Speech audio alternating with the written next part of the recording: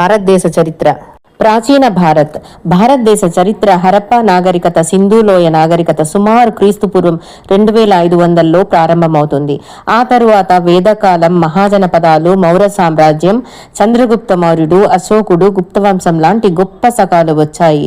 భారతదేశం విద్య, వైద్యం, గణితం, తత్వశాస్త్రంలో ప్రపంచానికి మార్గదర్శిగా నిలిచింది. మధ్యయుగ భారత్.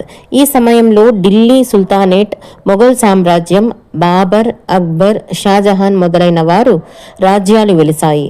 దేశంలో కళ, సాహిత్యం, నిర్మాణ కళలకు ఈ యుగంలో విస్తృత పురోగతి జరిగింది. భారత స్వాతంత్ర్య ఉద్యమం. బ్రిటిష్ పాలన ప్రారంభం. 1600లో ఇంగ్లీష్ ఈస్ట్ ఇండియా కంపెనీ వ్యాపారం కోసం భారత్కు వచ్చింది. 1757లో ప్లాసీ యుద్ధం తర్వాత నెమ్మదిగా వారు పాలకులుగా మారారు. 1857లో మొదటి స్వాతంత్ర్య యుద్ధం, సిపాయిల తిరుగుబాటు జరిగింది. దీన్ని భారత తొలి స్వాతంత్ర సంగ్రామంగా పరిగణిస్తారు. 20వ శతాబ్దంలో ఉద్యమం. మహాత్మా గాంధీ ఆధ్వర్యంలో అహింస, సత్యాగ్రహం ఆధారంగా స్వదేశీ ఉద్యమాలు జరిపారు.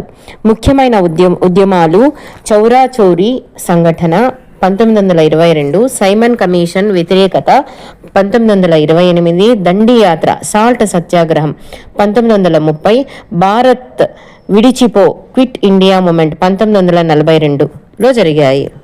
స్వాతంత్ర్యం. అనేక త్యాగాల తరువాత 1947 ఆగస్టు 15న భారత స్వతంత్ర దేశంగా మారింది. అదే రోజున భారతదేశం మరియు పాకిస్తాన్ అనే రెండు దేశాలు విడిపోయాయి. స్వతంత్ర భారతదేశం మొదటి ప్రధాని జవహర్లాల్ నెహ్రూ గారు మన దేశానికి స్వాతంత్రం తీసుకురావడంలో కీలక పాత్ర పోషించిన స్వాతంత్ర సమర యోధులను తలుచుకోవడం మన బాధ్యత. మన దేశం నేడు స్వేచ్ఛగా శ్వాసిస్తుందంటే అది మహాత్ములైన సమరయోధుల త్యాగ ఫలితమే. మహాత్మా గాంధీ గారు అహింసా మార్గంలో దేశాన్ని నడిపారు.